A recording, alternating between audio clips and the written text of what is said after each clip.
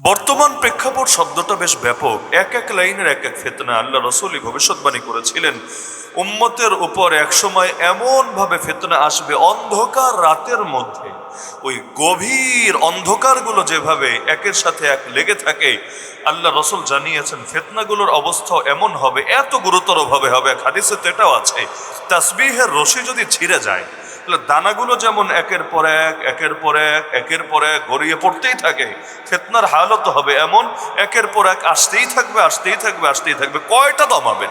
এ বাংলাদেশেও দেখেন না, 10টা দমালে 20টা মাথাচাড়া দেয়, 20টা দমালে 50টা মাথাচাড়া দেয়। মানে সারা জীবন আন্দোলন করতে করতে করতে যদি জীবনটাও কাটিয়ে দেন, তবুও দেখবেন সারা জীবন আন্দোলন করে 1000টা দমালেন, নতুন আরো 10,000টা মাথাচাড়া দিয়ে ফেলেছে। কারণ গাছের শিকড় যতদিন পর্যন্ত ঠিক থাকে, উপরে ডালপালায় সামান্য যত আঘাত পড়ুক না কেন, নিত্য নতুন ডাল গজাতে থাকে। কোনো কোনো গাছ তো এমন, ডাল কাটলে ফলন পরের বছর আরো ভালো হয়, ওর মধ্যে আরো বিভিন্ন শক্তি চলে আসে। তো কুফর শিরিক জাহেলিয়াতের শিকড় যতদিন থাকবে, আর আমরা খালি ইস্যু ভিত্তিক আন্দোলন করব আর করব, করতেই থাকবো। ইস্যু একের পর আর একটা আসবে, ওটার পর আর একটা আসবে, ওটার পর আর একটা আসবে, আসতে থাকবে আর আসতে থাকবে। যতদিন পর্যন্ত বাতিলের শিকড় না কাটা হবে, ততদিন পর্যন্ত বাতিল মুসলিম উম্মাকে শুধু কষ্ট দিতেই থাকবে আর দিতেই থাকবে। তো বর্তমান প্রেক্ষাপট সহজ ভাষায় বললে, মুসলমানদের মায়ের খাওয়ার প্রেক্ষাপট, ইসলামের উপর আঘাত আসার প্রেক্ষাপট, মুসলমানদের মসজিদগুলো পর্যন্ত কেড়ে নেওয়ার প্রেক্ষাপট, মাসুম নিষ্পাপ বাচ্চাগুলো পর্যন্ত শহীদ হওয়ার প্রেক্ষাপট, আরে মুসলিম নারীরা পর্যন্ত কাফেরদের হাতে ধর্ষিত হওয়ার প্রেক্ষাপট, এমনকি পৃথিবীর পূর্ব থেকে পশ্চিম, উত্তর থেকে দক্ষিণ গোটা দুনিয়ার মানচিত্র মুসলমানের রক্তে রঞ্জিত হওয়ার প্রেক্ষাপট। শুধু যদি এমন হতো সারা দুনিয়াতে এক দেশে মুসলমান মাজলুম আছে, তাও নয়তো ব্যাপারটা সহজ ছিল। এমন তো ছিল যে এখানে ঝামেলা হচ্ছে, হিজরত করে আরেক জায়গায় চলে যাও, ওখানে সব ঠিক আছে। কিন্তু দেখবেন সারা দুনিয়ার দিকে তাকালে মুসলমান আছে, যেখানে মুসলমানের উপরে পেরেশানি, ফিতনা, মুসিবত লেগে আছে, সেখানে আমাদের পাশে তাকান। এই যে আমরা আফসোস করি না যে ফিলিস্তিনে এত গণহত্যা হচ্ছে, এত জুলুম হচ্ছে, আমরা যদি থাকতাম দেখিয়ে দিতাম, আমরা যদি থাকতাম ইসরায়েলের দাঁত ভাঙা জবাব দিতাম।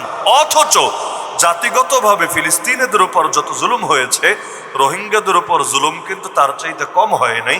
জাতিসংঘের তথ্য অনুসারে জাতিসংঘই বলেছে এই শতাব্দীতে জাতিগতভাবে সবচাইতে বড় জেনোসাইড, সবচাইতে বড় নিপীড়ন চালানো হয়েছে রোহিঙ্গা জাতির উপরে, পুরো জাতিটাই শেষ করে দিয়েছে। ওই সময় আমরা কি করেছি এটা গোটা দুনিয়া দেখেছে। এমনকি দেশের মধ্যে আশ্রয় দিতে পর্যন্ত কত তালবাহানা, কত রোহিঙ্গা শহীদ হয়ে, নিহত হয়ে নাফ নদীতে লাশ ভেসেছে, মনে নাই আপনাদের? এরপর সবাই মিলে বলতে বলতে, প্রতিবাদ করতে করতে ওই মহিলা টনক নড়েছে, অবশেষে আশ্রয় দিয়েও আবার নোবেলের ধান্দা করেছে যে যদি এদেরকে দিয়ে নিজের একটু ধান্দা করা যায়, মন্দ কিসে? আমরা তো সেই জাতি, আমাদের পাশের মুসলমানরা মাইর খায়, তাদের পাশে পর্যন্ত দাঁড়াতে পারি না। বাবরি মসজিদ ভেঙেছে, 3 দশক হতে চলছে, 3 দশকের বেশি হয়ে গেছে বলা যায়। এই এত দীর্ঘকালে সেই বাবরি মসজিদকে এত কোটি কোটি মুসলমান মিলে তার মর্যাদা আজও ফিরিয়ে দিতে পারে নাই। মুসলমান কিন্তু কম না, ইন্ডিয়ার মুসলমান, পাকিস্তানের মুসলমান, বাংলাদেশের মুসলমান, আফগানিস্তানের মুসলমান, এই কয়েকটা দেশের মুসলমানের সংখ্যায় যদি হিসাব করেন, দেখবেন দুনিয়াতে মুসলমান যদি থাকে 200 কোটি, এই কয়েকটা দেশের মধ্যেই আছে 100 কোটির কাছাকাছি, কমাস কম 70-80 কোটি তো আছেই এই কয়েকটা দেশ মিলালে। এই ইন্ডিয়ার মধ্যেই বলে 20 কোটির বেশি মুসলমান। ইন্ডিয়া সফরে আমাকে সেখানকার মুসলমানরাই বলেছে, হুজুর এই হিসাবটার মধ্যেও শুভঙ্করের ফাঁকি আছে। মুসলমানের সংখ্যা ওরা কম দেখানোর চেষ্টা করে যাতে করে মুসলমানের মনোবল দুর্বল থাকে। বাস্তবে ইন্ডিয়ার বুকে মুসলমানের চাইতে আরো বেশি আছে। এই যে দুনিয়ার বলতে গেলে 4 ভাগের 1 ভাগ মুসলমানে আছে এই কয়েকটা দেশের মধ্যে, অথচ এই জাতীয় দেশগুলোতে আল্লাহর ঘরের উপর নিয়মিত হামলা চলছে। এমনকি এখন তো ইন্ডিয়ায় মুসলমানদের যত ওয়াকফ করা মসজিদ আছে, মাদ্রাসা আছে, ঈদগাহ আছে, গোরস্থান আছে, সবগুলোর উপর হামলা চালানোর পথ ইতিমধ্যে খুলে দিয়েছে বিতর্কিত এক আইন করে। এমন এক আইন করেছে, আগে তো খালি বাবরি মসজিদের শহীদ হওয়ার সংবাদ শুনেছেন, আন্দোলন করেছেন, এখন আজকে শুনবেন এটা, 2 দিন পর এটা, 3 দিন পর এটা, 4 দিন পর এটা। কয়টা নিয়ে আন্দোলন করবেন? কয়টা নিয়ে মাথা ঘামাবেন? তো এইভাবে সারা দুনিয়ার মুসলমানদের উপর একযোগে বিশ্বের কুফরি পরাশক্তি নেমে গেছে। আল্লাহ রাসূল ভবিষ্যৎবাণী করেছিলেন, নবীর ভবিষ্যৎবাণী সত্য হবে না মিথ্যা হবে? কি ধারণা আপনাদের, সত্য হবে না মিথ্যা হবে? আল্লাহ রাসূলই বলেছিলেন, ইউশিকুল উমামু আন তাদা আলাইকুম কামা তাদা আল আকালাতু ইলা কাসাতিহা। শীঘ্রই এমন সময় আসবে দুনিয়ার সব জাতি গোষ্ঠীগুলো একদল আরেক দলকে ডেকে ডেকে তোমাদের উপরে এমনভাবে ঝাঁপিয়ে পড়বে, প্লেট যদি পায় তাহলে যারা খেতে চায় তারা প্লেটের উপর যেমন সবাই মিলে একসঙ্গে বসে, এবং এরপর ওই যে একসাথে খাওয়ার প্লেট দেখেন নাই, 4-5জন বসে চারদিক থেকে বসে বসে তারপর খেতে থাকে। নবী বলেছেন এমন হালত হবে সারা দুনিয়ার সব বাতিল জাতিগোষ্ঠীগুলো ঐক্যবদ্ধ হয়ে তোমাদেরকে এভাবে খেতে থাকবে, খেতে শুরু করবে। এক সাহাবী অবাক হয়ে বলেন, ইয়া রাসূলুল্লাহ, এটা কেন হবে? আমিন কিল্লাতিন নাহনু ইয়াউমাইদিন, ওই যুগে মুসলমানের সংখ্যা কমে যাবে, এজন্য এমন জুলুম আসবে। কারণ আমরা যখন 313, তখনই তো বাতিল আমাদের সাথে টক্কর দিতে পারে না। তো যেই সময় দুনিয়ায় মুসলমান বাড়বে তখন তো এমন হওয়ার কথা না সবাই মিলে তাদেরকে মারবে। তাহলে মুসলমানকে আরো কমবে, কমতে কমতে একেবারে নাই হওয়ার কাছাকাছি আসবে, এজন্য সবাই মিলে মারবে। নবী বললেন, না রে, বাল আনতুম ইয়াউমাইদিন কাসীর, সেই সময় তোমরা সংখ্যায় এখনের চাইতে অনেক বেশি হবে। যেমন আজকের দুনিয়ায় সংখ্যা তো কম না, 57টা মুসলিম কান্ট্রি আছে, যার কোনোটা পারমাণবিক শক্তির অধিকারীও আছে। 200 কোটির বেশি মুসলমান আছে, সংখ্যা তো কম না। আল্লাহ নবীর জামানায় মুসলমান তো 2 লাখও ছিল না। নবী যখন দুনিয়া থেকে যান মুসলমান 2 লাখও ছিল না। আজকে এক বানিয়াচংয়ে কয় লাখ আছে বলেন?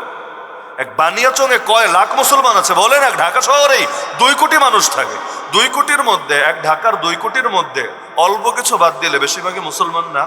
বেশিরভাগই মুসলমান। তাহলে সংখ্যা তো কমে নাই, বেড়েছে। কিন্তু নবী বলেন, ওয়ালাকিন্নাকুম গুসাউন কা গুসাইস সাইল, তোমাদের অবস্থা হবে বন্যার পানিতে ভেসে যাওয়া খড়কুটোর মতো। বন্যার পানি যায় যেদিকে, ভেসে থাকা খড়কুটো চলতে থাকে এদিকে। আর আল্লাহ কি করবেন জানো? ওয়ালা ইয়ানজিআন্নাল্লাহু মিন সুদুরি আদুইকুমুল মাহাবাতা মিনকুম, আল্লাহ তোমাদের দুশমনদের দিল থেকে তোমাদের ভয় উঠায় নেবেন। এই যেমন এখন ভয় পায় না, বাংলাদেশে নাস্তিক কয়টা, বামরাম কয়টা, হিন্দুত্ববাদী কয়টা, অথচ এই দেশে সবাই তো তাওহীদি জনতা। এই দেশে আলেম ওলামার সংখ্যা কত, দিনদরদি জনতার সংখ্যা কত, নামাজের সংখ্যা কত, রোজাদারের সংখ্যা কত, ওদের চাইতে অনেক বেশি। দরকার ছিল আমাদের কথার উপর কথা বলার সাহস পর্যন্ত কেউ করবে না, কোন আলেমের সামনে বেয়াদবি করার দুঃসাহস কেউ কখনো করবে না।